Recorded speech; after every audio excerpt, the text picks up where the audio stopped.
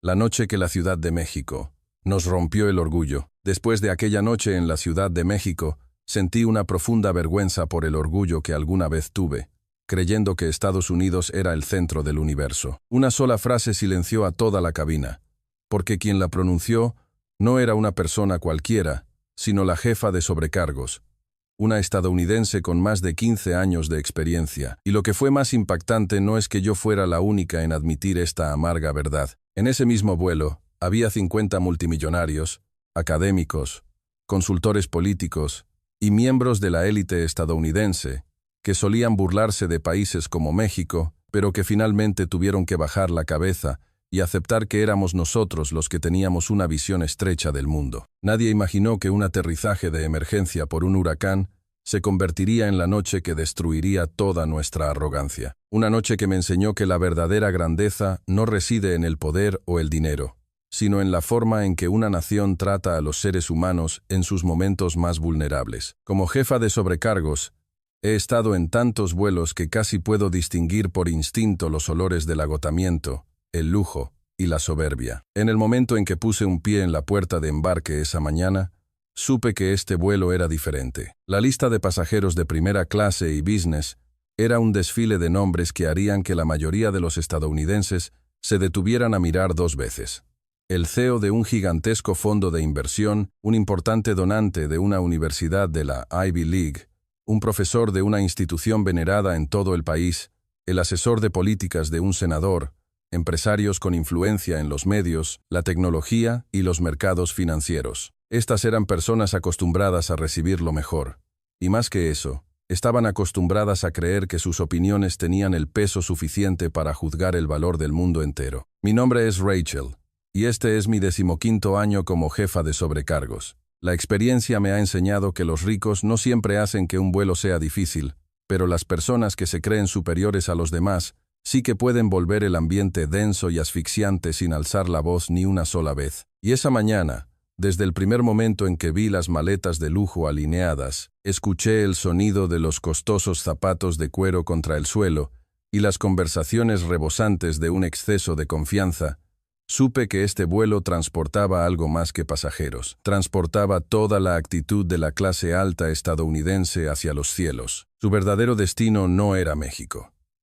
La Ciudad de México, en el plan original, era solo una mancha en el mapa sobre la que volaríamos camino a un foro económico en São Paulo. Para algunos, era una escala en sus planes de negocios y vacaciones. Algunos planeaban continuar hacia reuniones en Brasil, otros a resorts privados en Costa Rica. Hablaban de América Latina como si fuera el telón de fondo exótico de sus vidas.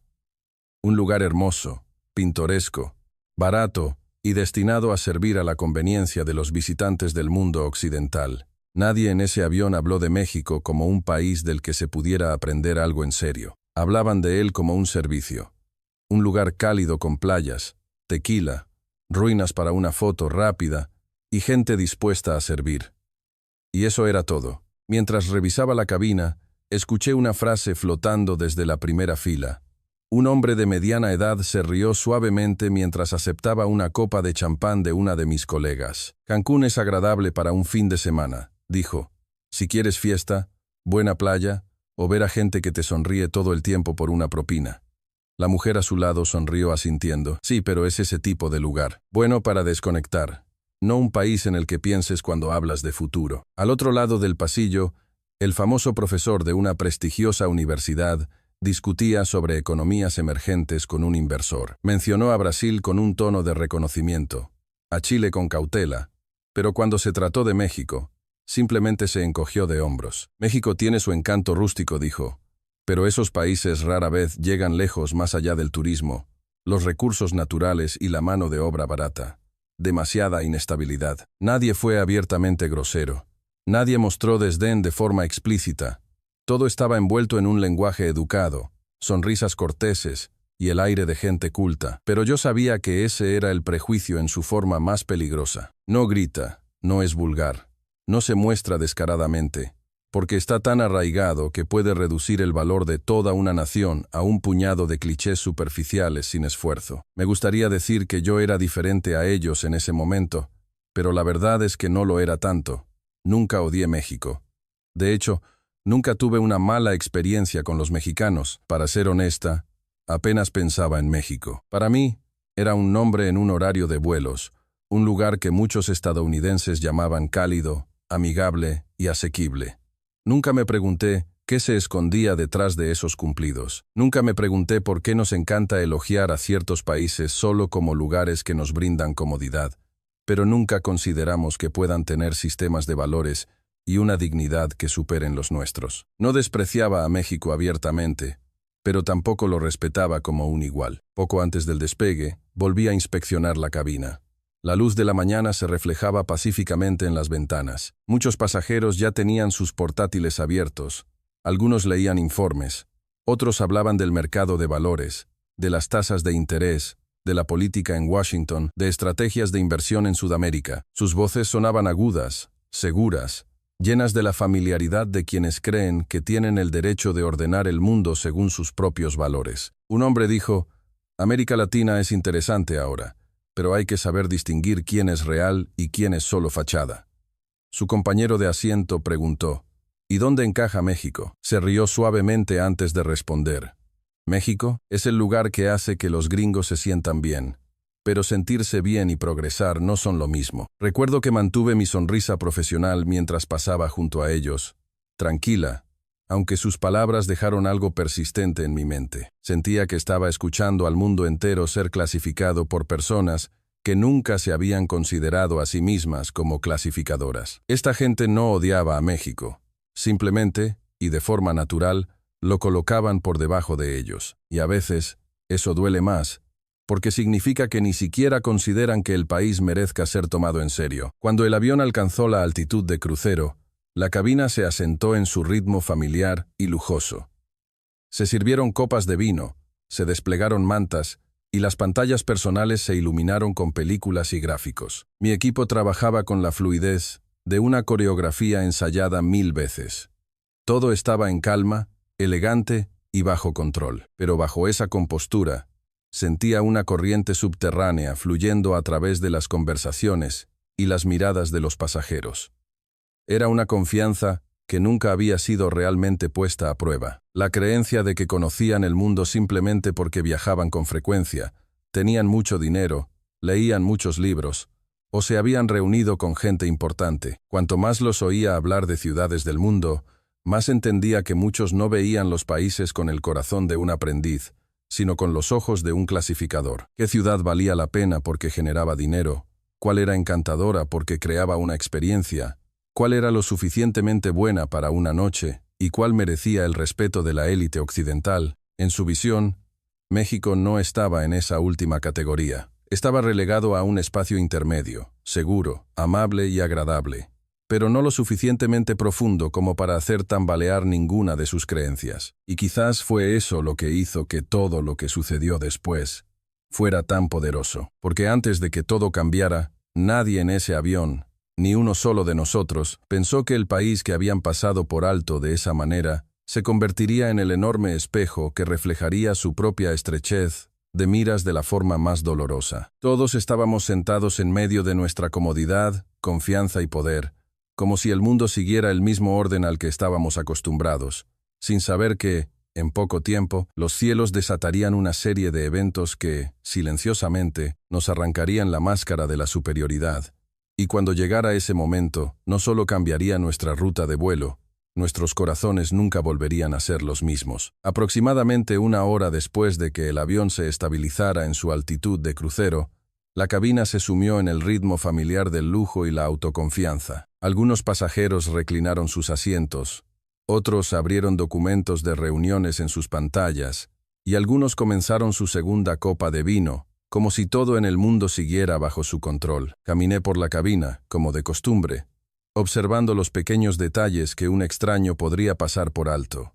La mirada de la tripulación, el tono de voz de los pasajeros, incluso el más mínimo cambio en la vibración bajo mis pies. 15 años de experiencia me enseñaron que antes de una gran anomalía, siempre hay pequeñas señales que casi nadie nota. La primera señal ese día no fue una alarma ruidosa ni una sacudida violenta, sino un silencio antinatural desde la cabina de pilotos. Normalmente, los pilotos se comunican a intervalos regulares, informando sobre la posición, el clima, permitiendo que la tripulación planifique el servicio. Pero ese día, después de un breve mensaje inicial, todo quedó en silencio durante más tiempo de lo normal. Miré mi reloj, casi inconscientemente, y luego a una joven sobrecargo que recogía bandejas. Ella me devolvió la mirada. Su rostro aún estaba tranquilo, pero supe que también había empezado a notar que algo no estaba bien. Poco después, la señal de abrocharse los cinturones se encendió, junto con la luz ámbar sobre nuestras cabezas. La voz del capitán sonó por los altavoces, todavía serena pero más concisa de lo habitual. Pidió a los pasajeros que regresaran a sus asientos debido a una ligera turbulencia más adelante. La palabra ligera en el lenguaje de la aviación nunca me ha tranquilizado. Es una palabra que se usa para no alarmar a los pasajeros, pero para la tripulación es una señal para empezar a leer la situación con la máxima cautela. Mi equipo y yo aseguramos rápidamente la cabina. Las bebidas fueron guardadas. Las copas de vino a medio terminar fueron recogidas con una sonrisa educada. Los portátiles se cerraron y las mesas plegables se guardaron. Los pasajeros, que antes charlaban relajadamente, comenzaron a mirarse unos a otros sin decir palabra. Muchos todavía actuaban como si esto fuera solo una pequeña inconveniencia, indigna de su atención. Un hombre suspiró profundamente, como si estuviera molesto por tener que dejar de escribir un correo electrónico.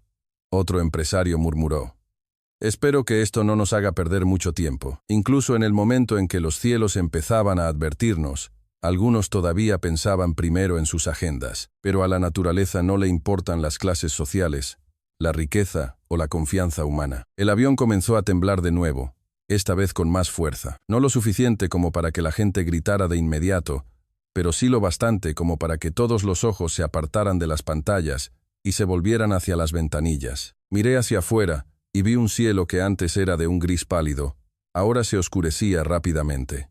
Nubes densas y ominosas se formaban en capas tan profundas que apenas se veía la luz detrás de ellas. El horizonte, antes firme, parecía estar siendo borrado poco a poco. Sonó la llamada desde la cabina de pilotos. Solté el asidero y me dirigí por el pasillo, que ahora se balanceaba ligeramente. Cada paso requería más equilibrio de lo normal. Cuando la puerta de la cabina se abrió, supe al instante que esto ya no era un asunto ligero. La pantalla del radar brillaba con enormes manchas rojas y púrpuras que cubrían un área alarmantemente grande. El capitán se volvió hacia mí. Su mirada era firme, pero más tensa de lo que nunca la había visto. El copiloto se comunicaba con el control de tráfico aéreo con voz rápida y precisa. «Un huracán en el Golfo se está moviendo más rápido de lo previsto», dijo el capitán brevemente. «La ruta original ya no es segura. No podemos atravesarlo». No hice preguntas innecesarias. En situaciones como esta, cada segundo es más importante que una larga explicación. Simplemente asentí, esperando la siguiente frase que sabía que cambiaría el ambiente de todo el avión. «Estamos desviándonos para un aterrizaje de emergencia en la Ciudad de México. Prepara la cabina para un descenso en condiciones meteorológicas inestables. Ciudad de México». La frase resonó en mi mente más claramente que cualquier otra. Aunque era solo el nombre de una ciudad en un mapa de vuelo, en ese momento supe que cuando pronunciara ese nombre en la cabina, no sería solo información de viaje. Tocaría los prejuicios, los miedos y las creencias que cada pasajero había traído a bordo. Regresé y tomé el micrófono con una mano un poco más fría de lo normal. A pesar de haber pasado por varias emergencias, nunca el peso de mis palabras había oprimido tanto mi pecho. Anuncié la información que había recibido, usando las palabras más claras y tranquilas que pude. Debido a condiciones meteorológicas severas, debemos desviarnos y realizaremos un aterrizaje en el Aeropuerto Internacional Benito Juárez, en la Ciudad de México, por la seguridad de todos. En cuestión de segundos, la calma superficial que cubría la cabina se hizo añicos.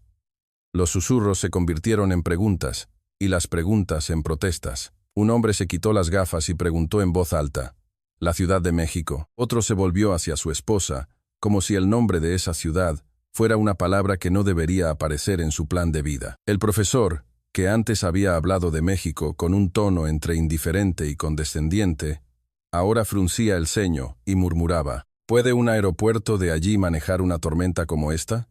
Un empresario dijo con irritación: «¿No hay una opción mejor?». Esas preguntas no surgían de la información, sino de lo que creían saber sobre México. Me acerqué a ellos uno por uno, respondiendo con cortesía y franqueza, tratando de que la tensión en mi interior no se filtrara en mi voz. Les expliqué que el aeropuerto de la Ciudad de México es uno de los principales centros internacionales de la región, con estándares para manejar aterrizajes de emergencia. Algunos pasajeros escucharon, otros no escucharon en absoluto, porque cuando la gente tiene miedo, a menudo se aferra a sus viejos prejuicios como una forma de reafirmarse, en lugar de abrirse a nuevas realidades. Entonces el avión se sacudió con más violencia que antes. Esta vez, exclamaciones ahogadas surgieron de varias filas a la vez. Un vaso de agua que un sobrecargo no tuvo tiempo de recoger vibró contra una bandeja con un sonido agudo. Los cuerpos de muchos pasajeros se crisparon con la fuerza de la turbulencia. Me agarré al respaldo de un asiento mientras los demás miembros de la tripulación se apresuraban a sus puestos, siguiendo el protocolo. Vi algo muy claro en ese momento. La confianza lujosa que una vez envolvió a estos pasajeros comenzó a desvanecerse capa por capa. Cuando el cielo los separó de su poder, su dinero y su estatus social, lo que quedó no era diferente de cualquier otra persona.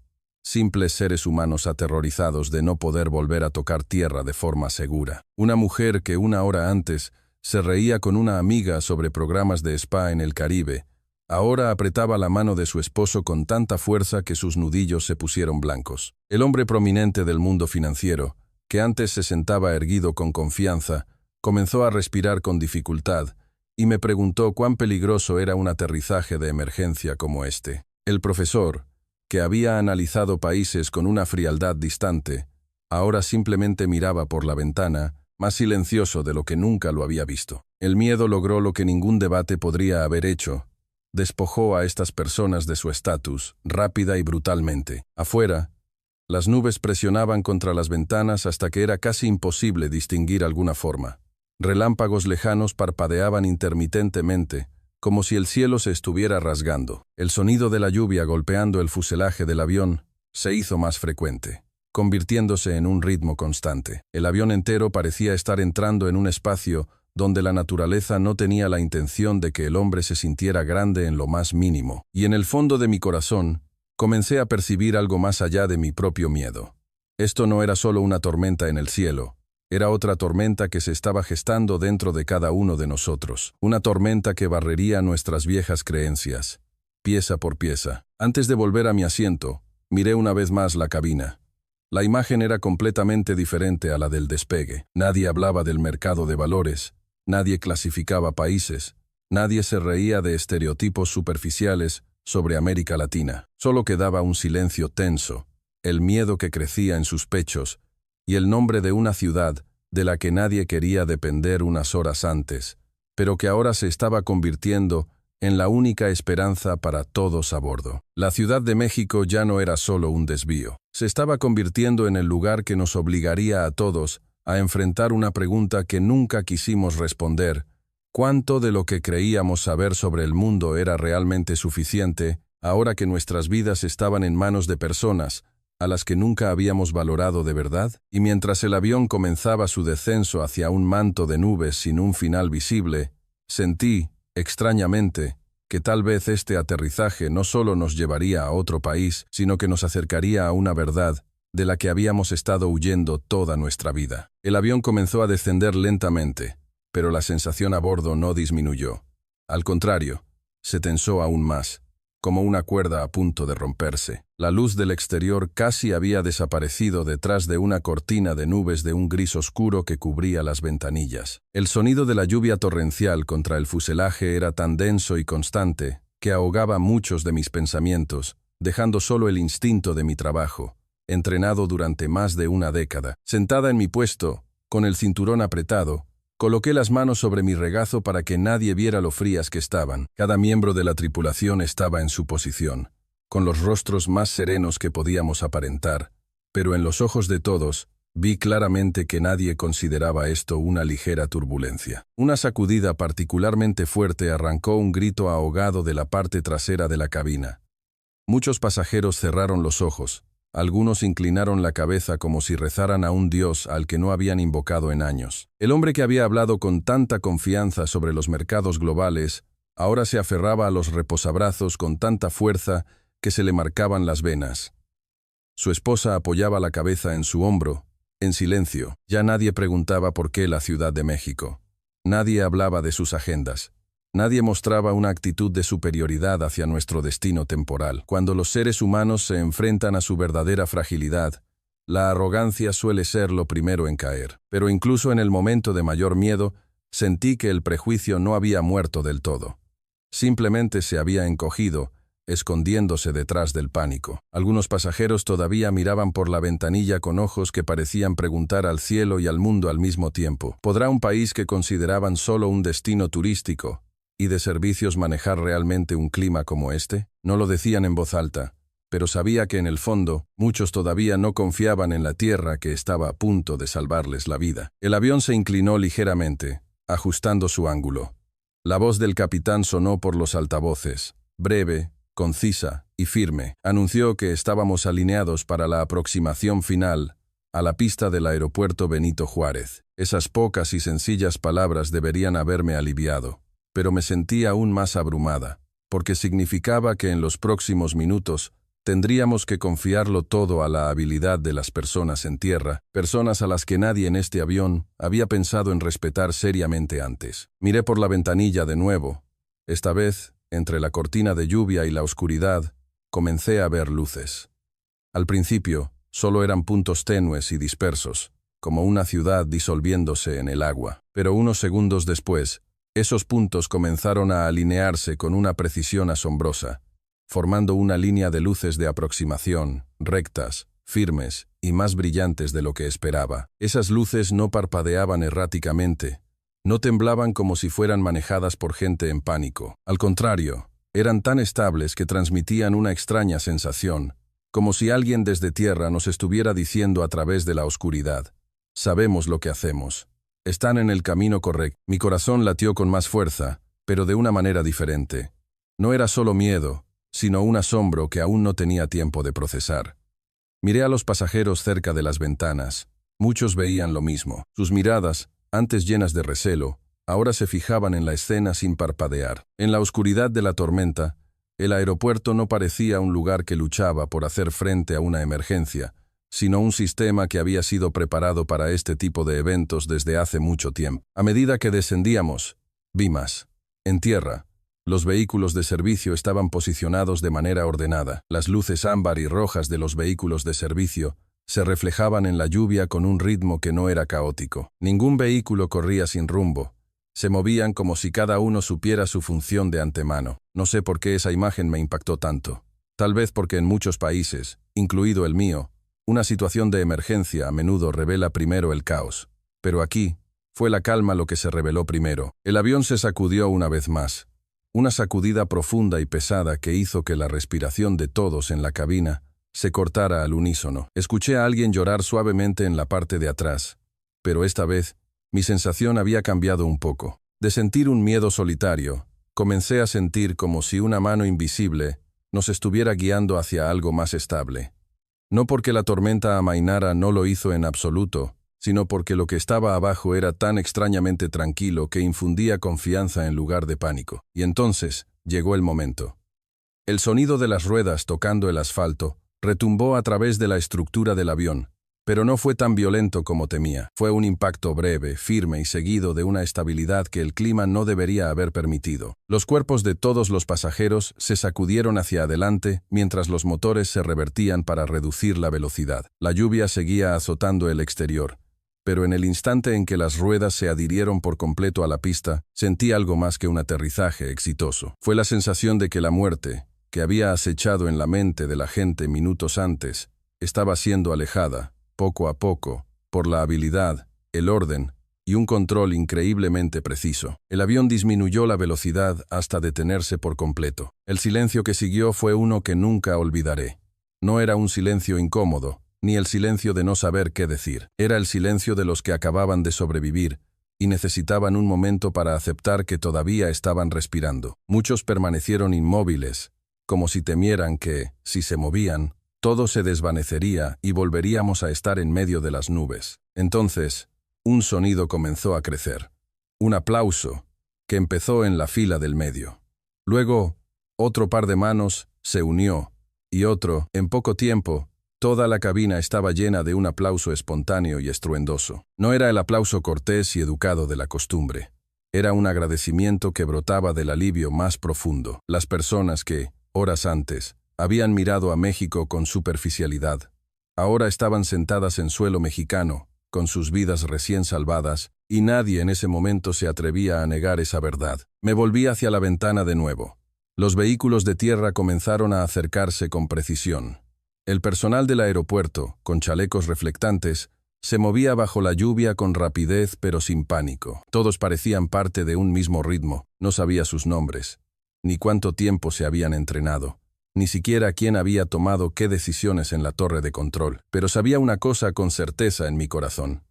Lo que acababa de ocurrir no fue suerte, no fue una coincidencia, y no fue una imagen de servicio bonito para el turismo. Fue competencia, forjada a través del entrenamiento, la responsabilidad y una cultura de trabajo que respeta genuinamente la vida humana. El profesor que había cuestionado la capacidad de México ahora solo miraba hacia afuera, sin decir nada.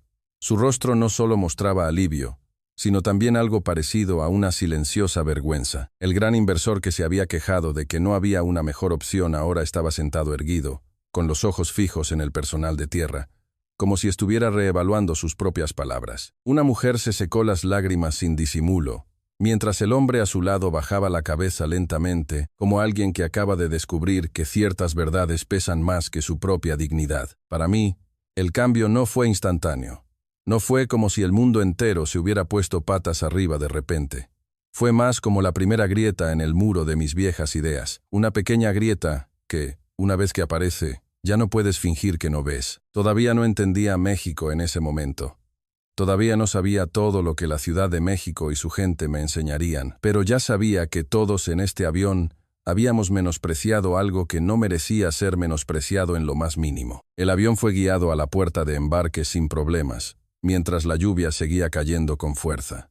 Pero aunque el cielo no estaba en calma, la tierra estaba increíblemente serena, y cuanto más miraba, más sentía que esta calma no provenía de un intento de hacer que todo pareciera bonito, sino de personas que conocían su deber y lo cumplían de todo corazón, sin buscar elogios. Esa era una cualidad que comencé a percibir de esta tierra desde el primer momento en que la toqué. No hace ruido, no presume, pero es lo suficientemente sólida como para sostener la vida de extraños en una de sus peores noches. Y tal vez ese fue el verdadero comienzo del cambio, no cuando el avión aterrizó, sino cuando levanté la vista, miré la lluvia en la ventana, vi al personal mexicano en la pista trabajando en silencio y con precisión, y de repente sentí que el país que había pasado por alto podría no ser solo un lugar amable o sonriente, como a los estadounidenses les gusta decir.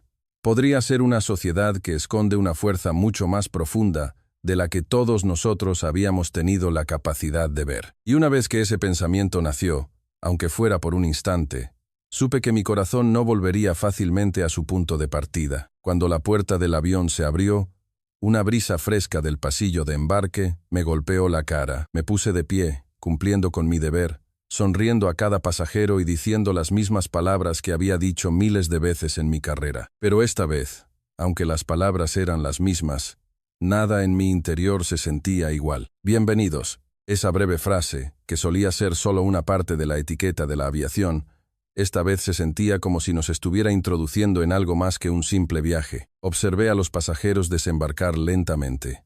Nadie se apresuraba, nadie empujaba, nadie mostraba la irritación de antes. Incluso aquellos que habían fruncido el ceño al oír el nombre de la Ciudad de México estaban inusualmente callados, como si supieran que el simple hecho de estar de pie esa noche era algo que no debían dar por sentado. Salí del avión entre los últimos. Tan pronto como entré en la terminal del aeropuerto Benito Juárez, la primera sensación no fue de asombro, sino una sorpresa silenciosa y profunda. Un aeropuerto enorme, que acababa de recibir un vuelo de emergencia en medio de una tormenta, no tenía la atmósfera de caos a la que estaba acostumbrada en muchos lugares del mundo. No había gritos, ni personal corriendo frenéticamente, ni pasajeros dispersos como una multitud sin dirección. Todo avanzaba con fluidez, como si toda la situación hubiera sido anticipada. En el pasillo, personal del aeropuerto estaba de pie en puntos estratégicos, con rostros serenos. Uno de ellos le hizo un gesto amable a una pareja de ancianos, antes de indicarles el camino a la sala de espera en un inglés suave. Otro notó a un niño pequeño que empezaba a llorar de cansancio, y rápidamente coordinó para que la familia recibiera un carrito de equipaje para sentarlo, casi sin que tuvieran que pedirlo. Me detuve a observar esas escenas con una extraña sensación. Esto no era un servicio sonriente diseñado para satisfacer al cliente según un manual. Era un cuidado que surgía de forma rápida, silenciosa y precisa, como si estas personas estuvieran entrenadas para ver la vulnerabilidad de los demás antes de que se pronunciara una sola petición. Nos llevaron a una sala de espera temporal para los pasajeros de vuelos desviados. El salón era luminoso, limpio, y estaba organizado de manera ordenada. Había varios mostradores de información, agua fría y caliente disponible, y se distribuyeron pequeñas toallas frías a los pasajeros que todavía estaban en shock o agotados. Vi a una señora con el uniforme del aeropuerto acercarse a nuestro grupo. Inclinó la cabeza ligeramente antes de darnos la bienvenida y disculparse por las molestias, a pesar de que, en realidad, su país nos estaba salvando la vida. No estoy segura de lo que sintieron los demás pasajeros en ese momento, pero para mí, esa disculpa tocó algo profundo en mi corazón. Estas personas no causaron la tormenta, no cambiaron nuestros planes de viaje, y no tenían ninguna obligación moral de cargar con el caos de un avión lleno de extraños. Sin embargo, nos recibieron con un respeto y una disculpa que hacían sentir que nuestro cansancio realmente les importaba. No pude evitar pensar en mi propio país. En muchas ocasiones, cuando el sistema se retrasa o falla, los pasajeros son lanzados de un punto a otro como un problema que hay que pasarle a alguien más. Pero aquí, nos trataban primero como seres humanos, antes que como una carga. La élite de pasajeros estadounidenses, que horas antes hablaba de México como si fuera el telón de fondo de sus vacaciones, ahora estaba sentada en silencio en sillas alineadas en la sala de espera. Algunos sostenían vasos de agua tibia, como si intentaran recuperar la compostura. Otros miraban a su alrededor, ya no con ojos críticos, sino con la intención de comprender por qué este lugar parecía tan naturalmente preparado para manejar la incertidumbre. Un inversor importante le dijo a su esposa en voz baja: «Pensé que esto sería mucho más caótico». Su voz no era sarcástica. Sonaba como una admisión, aún no completa, pero en la que las grietas de sus viejas creencias eran ya evidentes. Poco después, llegó otro equipo de personal con documentos para coordinar el alojamiento, el transporte y los procedimientos temporales para los pasajeros que tendrían que pasar la noche en la Ciudad de México. Todo se explicó en un inglés claro. Había carteles, folletos y se organizaron grupos según necesidades específicas, de forma sistemática. Pero lo que más me impresionó no fue solo la eficiencia de la información, sino el tono de quienes la proporcionaban. No hablaban rápido para terminar con su deber. No actuaban como si debiéramos entender rápidamente porque el sistema estaba ocupado. Hablaban despacio, con claridad, y miraban a cada persona a los ojos, como si supieran que alguien que acaba de superar el miedo en medio de una tormenta necesita algo más que información, necesita la sensación de que todavía está en un lugar seguro. Fue entonces cuando empecé a entender algo sobre la calidez mexicana de la que el mundo a veces habla. Antes, yo también la había visto superficialmente, pensando que era parte de la industria turística, una cortesía, una amabilidad encantadora para hacer que los extranjeros se sintieran bien, pero esa noche la vi con otro significado. La sonrisa del personal aquí no era débil ni vacía.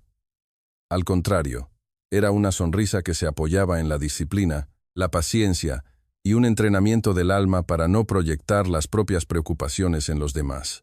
No era debilidad, sino una forma de fuerza, el poder de aquellos que pueden preservar la dignidad de los demás incluso en situaciones de presión. Fui a ayudar con la traducción y coordinación de algunos asuntos con el personal de tierra mexicano, mientras los pasajeros recibían información y se agrupaban para tomar los autobuses. Noté que apenas hablaban más de lo necesario, no se daban importancia y no intentaban hacer que nadie se sintiera en deuda. Todo esto hizo que su cuidado fuera aún más poderoso, porque no era una amabilidad que exigiera reconocimiento, sino una responsabilidad arraigada como un hábito en su estructura de trabajo y en la cultura de su gente. Una mujer de nuestro grupo de pasajeros, que había mostrado desconfianza hacia México desde el avión, comenzó a palidecer debido al estrés acumulado y al agotamiento del aterrizaje. Antes de que nadie en el grupo pudiera reaccionar, un oficial mexicano lo notó y llamó a un equipo médico del aeropuerto para que la evaluara rápidamente. Llegaron con equipo básico,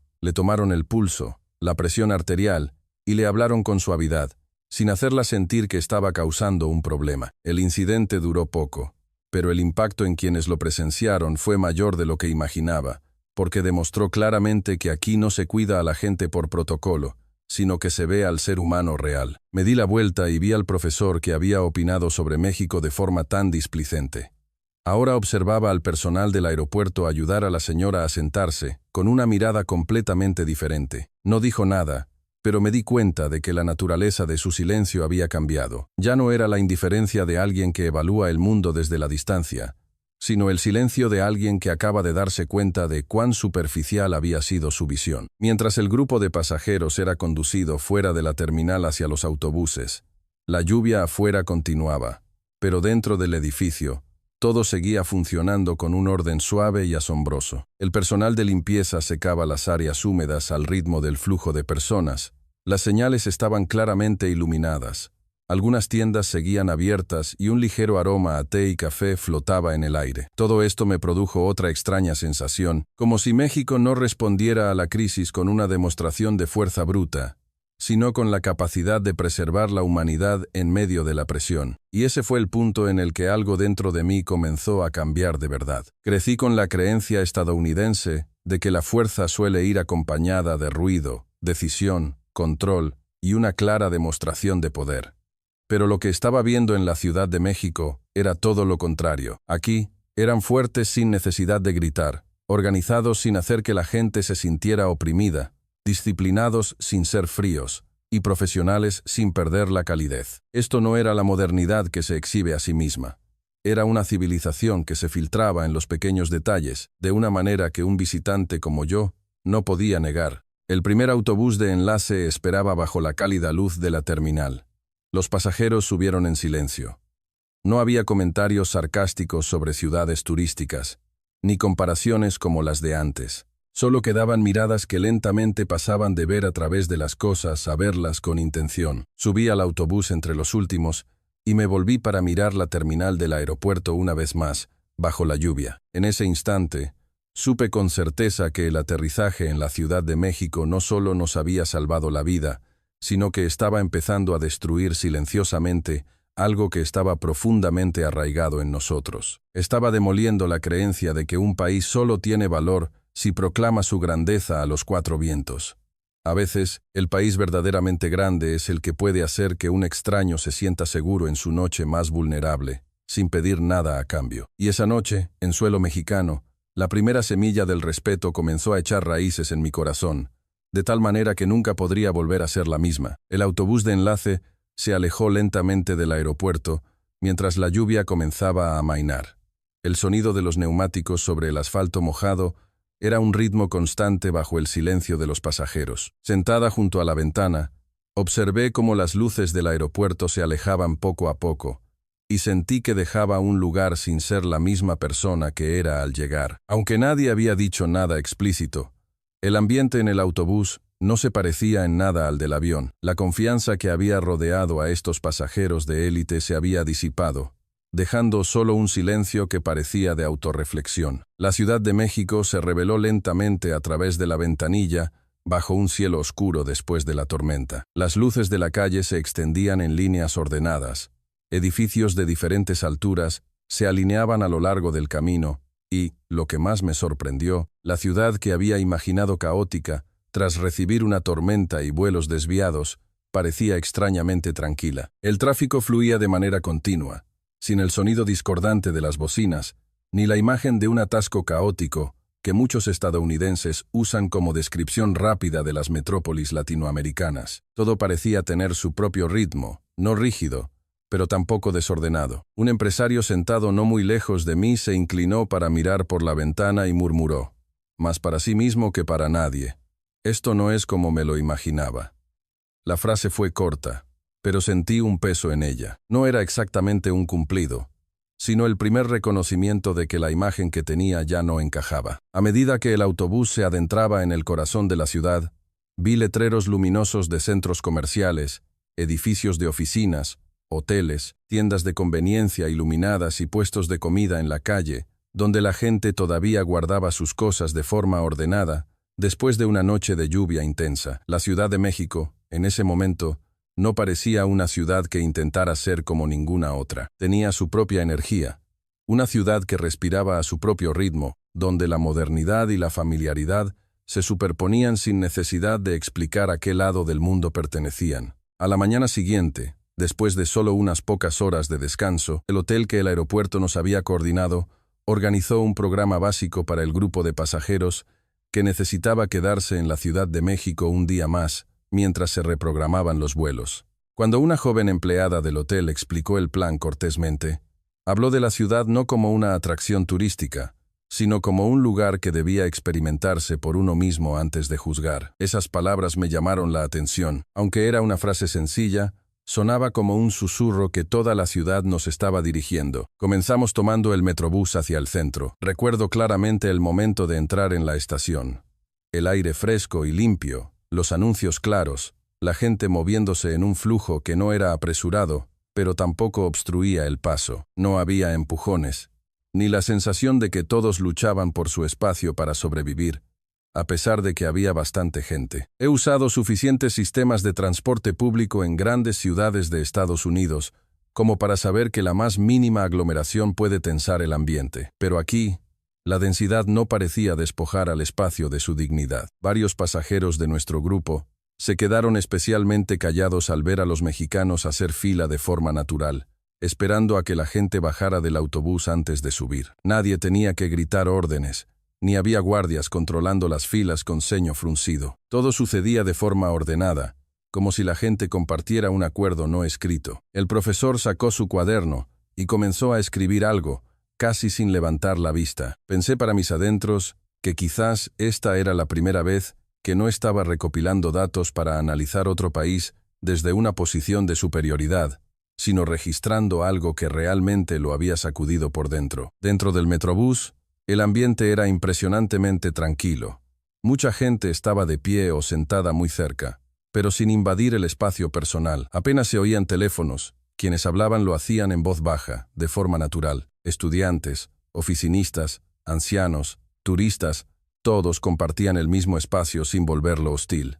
Miré esa escena y me di cuenta de que en mi país a menudo hablamos de la libertad con orgullo, pero a veces olvidamos preguntarnos si una libertad que nunca aprende a considerar la comodidad de los demás sigue siendo, al final, algo hermoso. Cuando bajamos y caminamos hacia el centro, la imagen de la Ciudad de México se abrió aún más. Aceras con pequeñas tiendas junto a grandes marcas, gente vestida de muchas maneras diferentes, moviéndose con el ritmo auténtico de la vida cotidiana, no pulido para los turistas. Pero a pesar de su vitalidad, la ciudad no se sentía amenazante. Vi a una vendedora de un pequeño puesto sonreírle a un cliente que le compraba un café, a un guardia de seguridad manteniendo abierta la puerta de un elevador para una persona mayor sin que nadie se lo pidiera, a unos adolescentes haciéndose a un lado para dejar pasar a alguien que cargaba bolsas pesadas. Eran detalles tan pequeños que casi nadie escribiría un informe sobre ellos, pero cuanto más pequeños, más claramente revelan la verdad de una sociedad. Paramos en una pequeña fonda en el centro de la ciudad. Mesas de madera sencillas, un menú en español e inglés. La dueña, una mujer de mediana edad, nos recibió con una cortesía genuina. La comida llegó rápido, limpia y presentada con un esmero que superaba mis expectativas para un lugar de ese tamaño. Algunos de los pasajeros, que antes pensaban que la comida mexicana era solo un toque de color para turistas, comenzaron a comer en silencio, antes de levantar la vista y mirarse con sorpresa. Nadie dijo grandes palabras, pero vi una especie de humildad aparecer en sus gestos, porque cuando lo ordinario se hace consistentemente bien, poco a poco destruye la creencia de que la calidad solo existe en los lugares que ya hemos aceptado. Después de comer, caminamos por un callejón con puestos de fruta, carritos de comida y una iglesia antigua encajada entre edificios modernos. Esa fue otra imagen que me conmovió profundamente. La Ciudad de México no intentaba borrar su pasado para parecer moderna, ni se aferraba a él hasta el punto de rechazar el presente. La ciudad permitía que lo antiguo y lo nuevo coexistieran sin complejos. Miré una cúpula dorada que se asomaba por encima de los edificios de cristal, y en ese momento comencé a entender que una forma de progreso no necesita anunciarse rompiendo con sus raíces. Algunas sociedades avanzan porque saben cómo llevar su pasado con ellas, en paz. El mismo inversor que había hablado de México con generalizaciones desde el avión ahora caminaba más despacio, hasta ponerse a mi lado. No me miró, pero dijo en voz baja, mientras observaba a la gente en la calle: creí que esto sería más caótico, más superficial, pero todo tiene una extraña dignidad. No respondí de inmediato, porque esa frase significaba demasiado como para cerrarla con una conversación bonita. Era el reconocimiento de que gente como él, y yo incluida, habíamos usado un lenguaje de juicio demasiado simplista para un lugar que nunca nos habíamos molestado en mirar de verdad. Cuanto más pasaba el tiempo, más me daba cuenta de que la fuerza de México no residía en impresionar a los de afuera con su tamaño o poder, sino en su capacidad para permitir que la vida cotidiana de su gente mantuviera la gentileza, el orden y un espacio para la consideración, incluso en una ciudad enorme y de ritmo rápido. Ese era un tipo de poder que nunca había incluido en mi definición de país desarrollado. Y cuanto más lo pensaba, más avergonzada me sentía de cómo habíamos medido el valor de las sociedades por sus cifras, sus edificios y su influencia económica, ignorando por completo la pregunta más fundamental: ¿cómo se tratan los seres humanos entre sí en la vida real? Al atardecer, volvimos al autobús para regresar al hotel.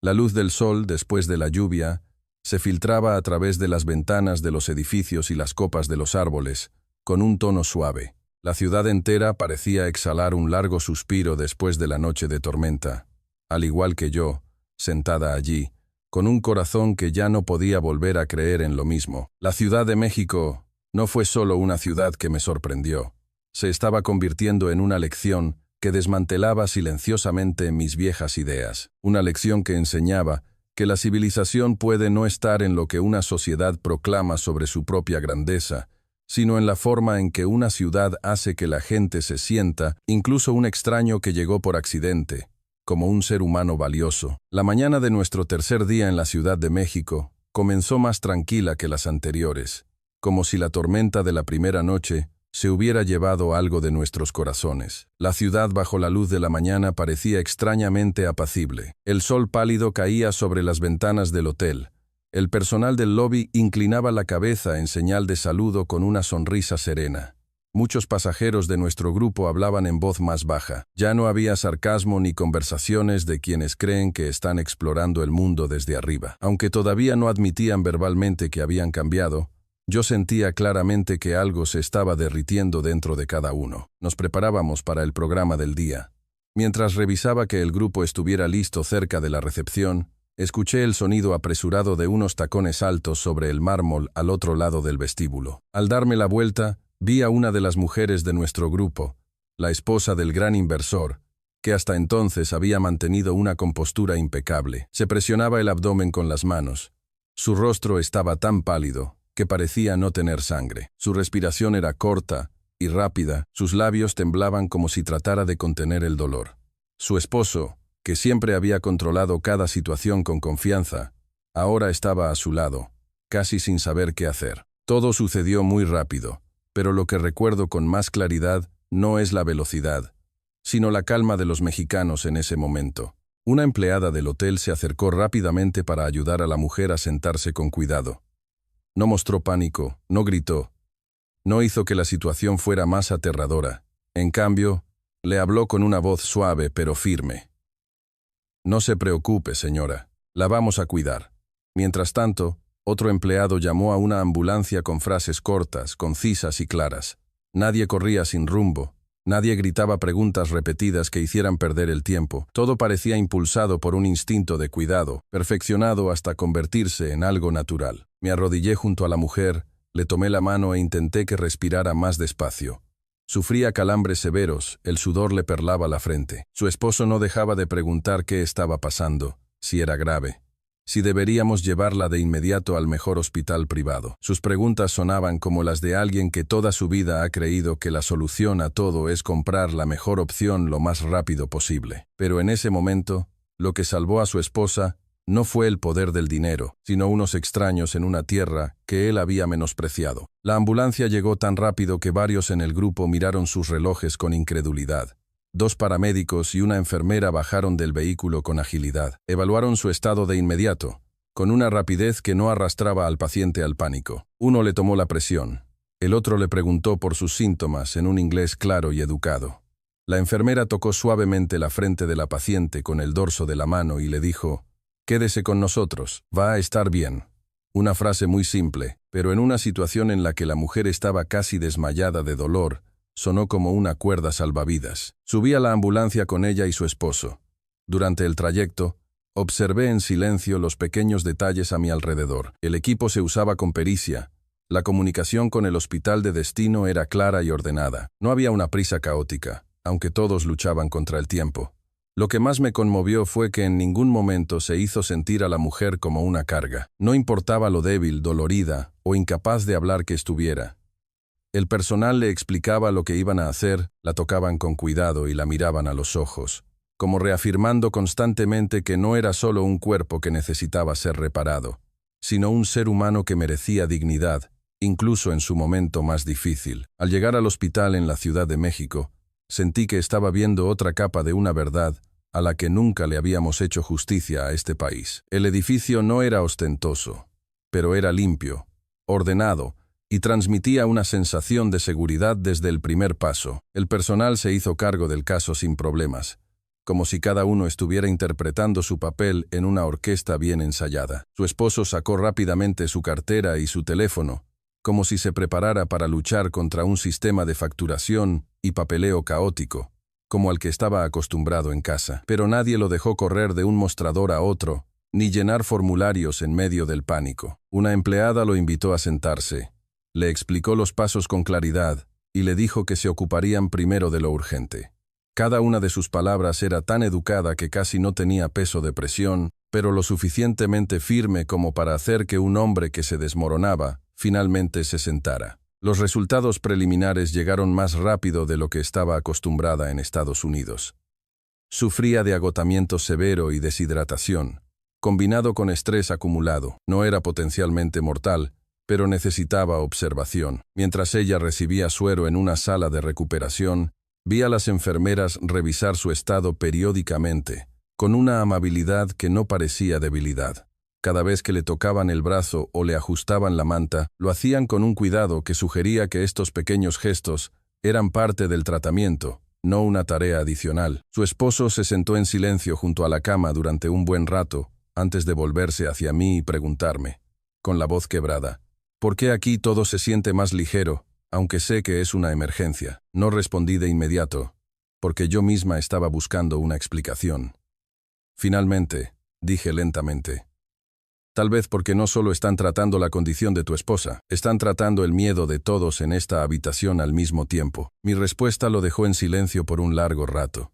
De repente, se cubrió el rostro con las manos, como si intentara ocultar algo, pero vi claramente que sus hombros temblaban. No lloró abiertamente, pero ese silencio dolía más que las lágrimas. Un hombre como él podía comprar suites de lujo, la mejor comida, el acceso a gente importante, el tiempo de docenas de asistentes, pero en el momento en que vio a su esposa ser atendida con una pericia llena de compasión, tuvo que admitir que hay cosas que el dinero por sí solo no puede comprar, algo que su propia sociedad había ido perdiendo poco a poco sin darse cuenta: la seguridad emocional que proviene de ser tratado como un ser humano. La noticia sobre su estado llegó rápidamente a los demás pasajeros del grupo. Por la tarde, cuando vinieron a visitarla, vi cómo esas miradas que antes veían a México a través del prisma del turismo y los servicios baratos se iban apagando. Fueron reemplazadas por algo más profundo: el silencio de quienes comienzan a sentir vergüenza por cómo habían visto el mundo. El profesor se quedó mirando a una enfermera preparar medicamentos para la paciente, con una solemnidad inusual, antes de decirme en voz baja: «Realmente, usamos la palabra desarrollado con demasiada ligereza». Lo miré y supe que sus palabras no se referían solo a las carreteras, los edificios o la tecnología. Se referían al estándar del corazón. Esa noche, sentada en el silencioso vestíbulo del hospital, vi algo con una claridad meridiana.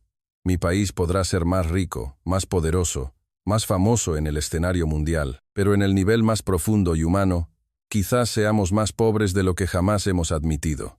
Tenemos muchos sistemas, pero muchos de esos sistemas hacen que la gente se sienta más pequeña. Tenemos tecnología de punta, pero a menudo enfría las relaciones humanas. Nos enorgullecemos de la eficiencia, pero olvidamos preguntar si esa eficiencia todavía deja espacio para la ternura. Y México, el país que muchos en nuestro avión habían visto solo como un telón de fondo para sus vacaciones, ahora se presentaba ante mí con otro estatus. No es un país perfecto, y no lo estoy idealizando hasta el punto de no ver sus problemas. Pero lo que vi con mis propios ojos ese día fue una sociedad que puede ser fuerte y amable al mismo tiempo, que puede tener un sistema que funciona rápido sin convertir a las personas en números, que puede salvar la vida de un extraño sin avergonzarlo por su vulnerabilidad. Y en ese momento, supe que mi respeto por este país había trascendido el nivel de la impresión. Se estaba convirtiendo en una transformación interna, una aceptación de que, durante todo este tiempo, no solo habíamos subestimado a este país, sino que habíamos subestimado el significado mismo de la palabra civilización, porque quizás la verdadera civilización no se muestra cuando todo es normal, sino que revela su verdadero valor cuando alguien es más vulnerable, y se elige cómo tratarlo en ese momento. Esa noche, en un hospital de la Ciudad de México, no solo vi a una mujer ser tratada. Vi cómo la última capa de arrogancia de muchos de nosotros se desmoronaba en silencio, y comencé a entender que, independientemente de si volvíamos a Estados Unidos a tiempo o no, nadie en este grupo volvería a ser el mismo. Cuando finalmente llegó el día de nuestro regreso, nadie en ese vuelo miraba la Ciudad de México con los mismos ojos. La ciudad que una vez fue reducida a una simple escala, se había convertido en un enorme espejo que nos reflejó nuestra propia estrechez de miras de una manera profundamente dolorosa. Miré la luz de la mañana en la pista con un corazón más pesado y, a la vez, más firme, sabiendo que esta partida no era solo dejar México, sino también dejar atrás mi propia arrogancia. Al regresar a Estados Unidos, todo parecía igual, pero yo ya no era la misma. El aeropuerto, el ruido de la gente, el ritmo apresurado y la frialdad del sistema me hicieron ver claramente que lo que México nos había dado no era solo ayuda en un momento de crisis, sino una lección sobre la dignidad humana. Más tarde, no dudé en decir públicamente que el país que habíamos menospreciado nos había enseñado más de lo que habíamos estado dispuestos a aprender de nadie en muchos años. México no me asombró con su poder. Me humilló con su amabilidad ordenada, con su profesionalismo cálido y con una cultura que, sin necesidad de proclamar su grandeza, podía hacer que un extraño se sintiera seguro. Esa fue la lección final de esta historia. La verdadera civilización no consiste en estar por encima de los demás, sino en saber cómo tratar a otros con valor en el día en que son más vulnerables. Y desde aquella noche, nunca más he vuelto a mirar el mundo con los mismos ojos.